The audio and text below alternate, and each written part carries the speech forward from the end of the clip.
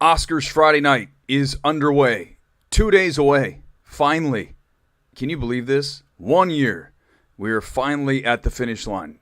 I feel like we've been talking about these films for me.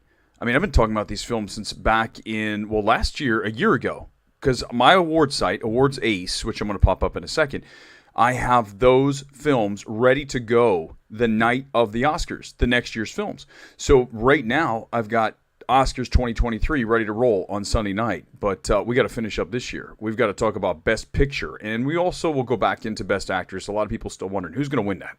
Who's going to win? It's going to be Jessica Chastain. Does Kristen Stewart have a shot? We'll talk about that, but let's drill down on the big prize. We are going to talk Best Picture right now, and I'm going to pull up the website, as I just mentioned, awardsace.com. Let me make myself smaller and the website bigger. There it is.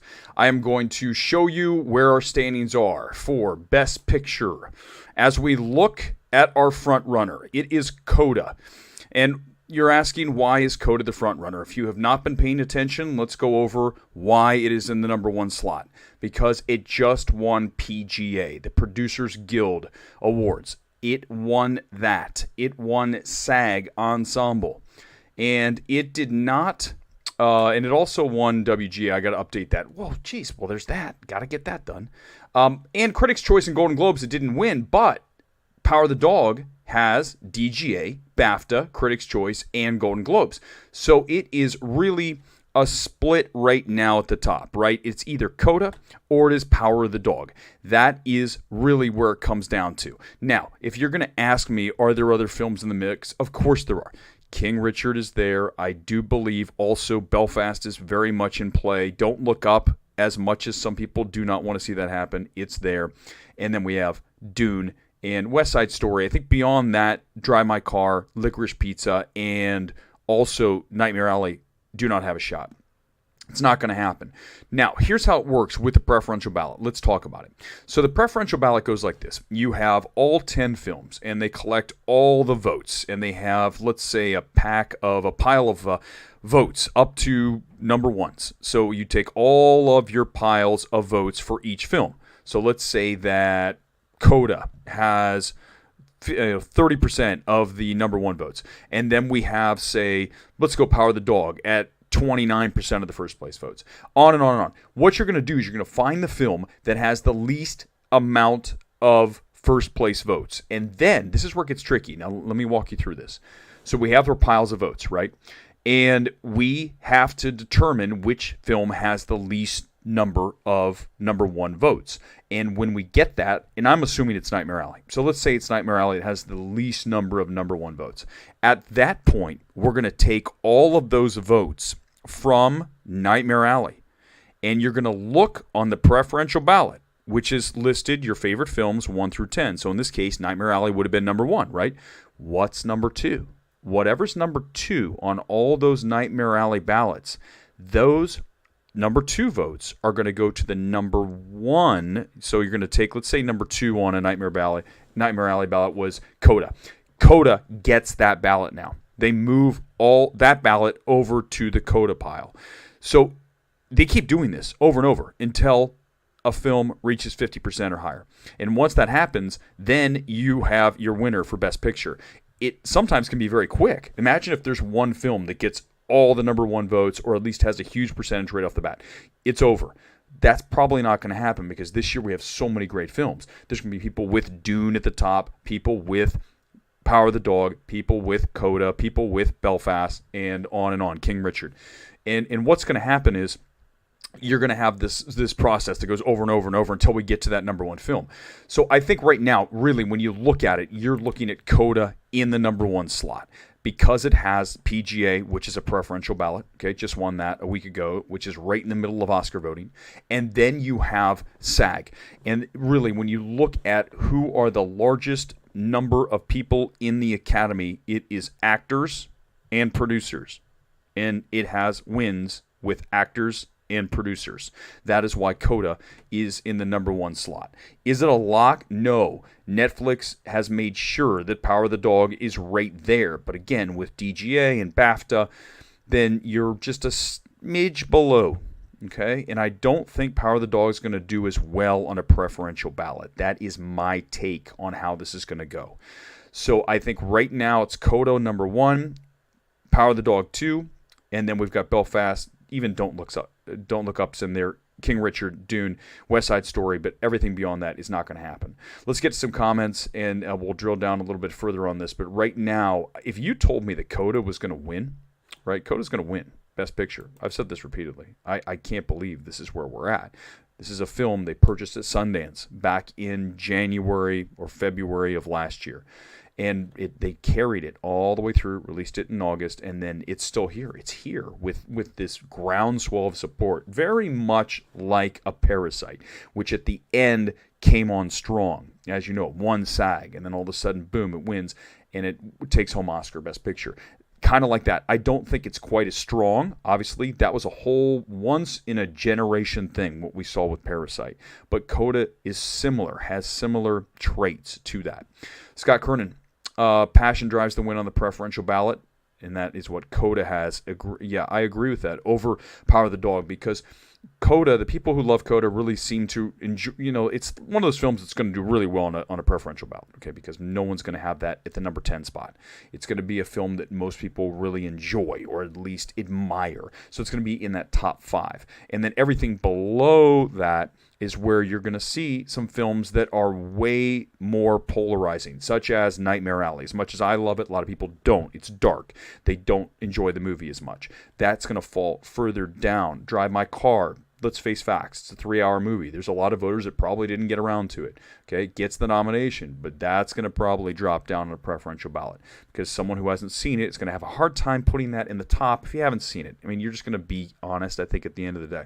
So that's going to fall down. I think that Licorice Pizza is going to fall back. I think it's really, that film is not great, and I'm really happy that it hasn't surged and become an actual Best Picture contender that we thought was going to win, because it's not a great film. It's one of PTA's weaker films, and I'll be as nice as I can when I say that. But it's not going to happen for that film either.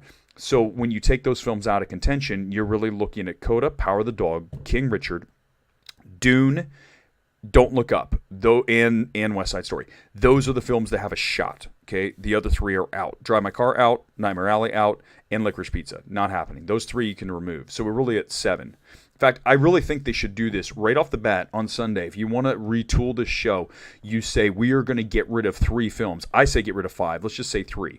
And the first 3 out, without question, are the 3 I just said. Drive My Car, Licorice Pizza, and, of course, Nightmare Alley. So those 3 are gone. And then you have, hey, we've got 7 films that can win Best Picture.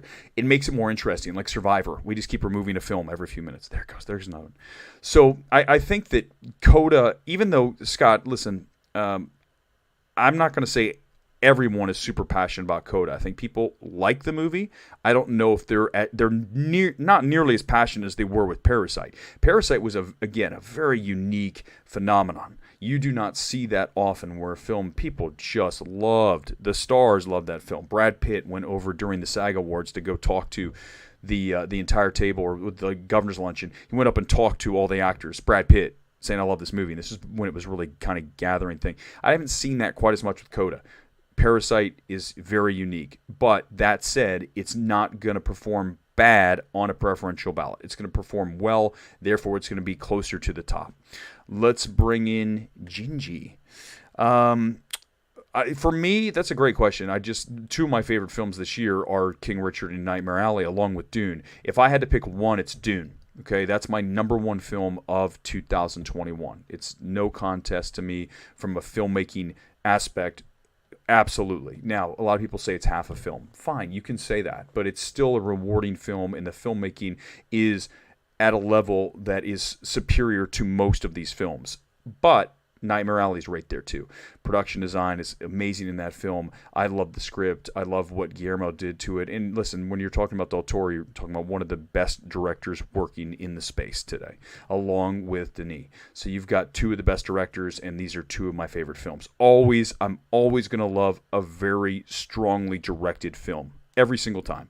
And that's why I don't value CODA as much as some people, because the direction on that film is not even in the same ballpark, the same universe with Nightmare Alley, with Dune, with even Don't Look Up for that matter. I mean, CODA's direction is just average, okay? And that's why it's nowhere in direction. So for this film to win Best Picture, for me, not a huge fan of that. I love the film and what it stands for, but again, for me, I value filmmaking, and that's an element of CODA that is just lacking.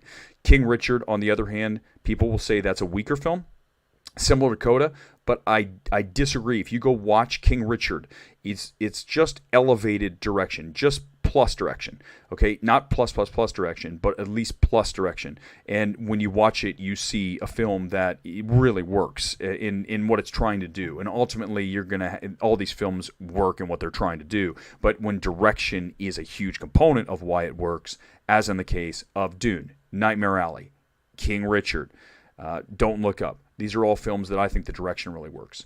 It actually starts, so the Oscars before well, listen, I think they're going to start at 4. I don't know if we're going to find out, because that's going to be the interesting part. Are they going to hold it till the actual show, or are they going to leak it on Twitter? Will these people be able to stop themselves from tweeting and saying we just won? I hope they are, because I would still like to watch it live. I'm not a fan of what they're doing here. I think the answer to how you fix the Oscars, you just make everybody's speech short. You make it an hour, 1:30, 2 minutes, not 5 minutes. And I know some people say they love the speeches. Fine, for actor, actress, and for picture, we can go longer. But for those smaller awards, the tech awards, production design, even cinematography, I love score, you need to make those speeches shorter, tighter. Thank your agent, thank your family, thank your director, all these people, and then move on. And let everybody enjoy the night and keep moving. Listen, Netflix wants to see this win, Kevin. Netflix wants to win this thing, obviously. They put so much money and time into Power of the Dog. They think this film should win Best Picture. They were here. Remember this. Roma, 2018. They were right here on the precipice of winning, and they didn't get it done. I think they think this is the year that this is theirs. And remember, if they lose to CODA. CODA is Apple, streamer, Netflix. And Apple's only been in the game for like 2 years. This is year number 2. Year number 1 was The Banker, and that was not an awards film. They're here, and they win on really their first try when you think about it. And that's insane, because Netflix has thrown so much money at this for the past 4 years plus to become an award studio. And Apple comes in with CODA. They purchased for $25 million. They got it $25 million at Sundance. And that $25 million is going to win them a Best Picture. Netflix is saying, why didn't we buy this? But Netflix has gone away from that. They used to buy a ton of films on Sundance and the festivals. Now they are producing their own content. Virtually everything you saw this year was their own content from a film standpoint, except for Passing and I think a small film Worth, which really didn't turn out to be much. Those are 2 Sundance movies that became Netflix movies, but that's not what they do. Amazon still does that.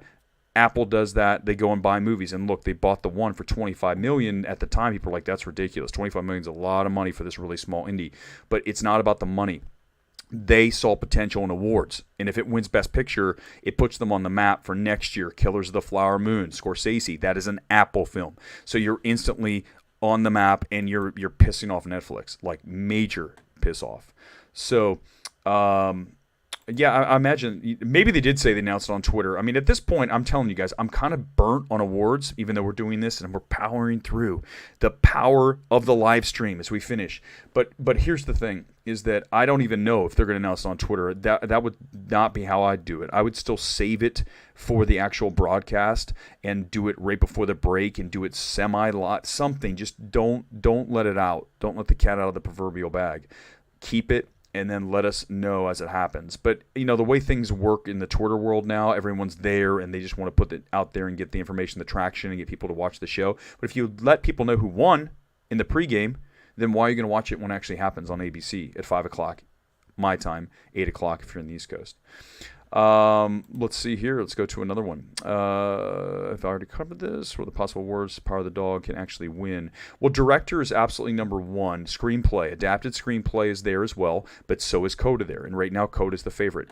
CODA is the favorite to win adapted screenplay. I'm going to pop it up right now. Let's pop up adapted screenplay as I roll into awardsace.com. Adapted. Okay, let me share screen. Okay, so guys, here's what we have. So I'm going to scroll down, and you're going to see Best Adapted. I've got CODA number one. It just won WGA. It's got BAFTA. Those two big ones there. Power of the Dog does have Critics' Choice, which is something, okay, to hang your hat on.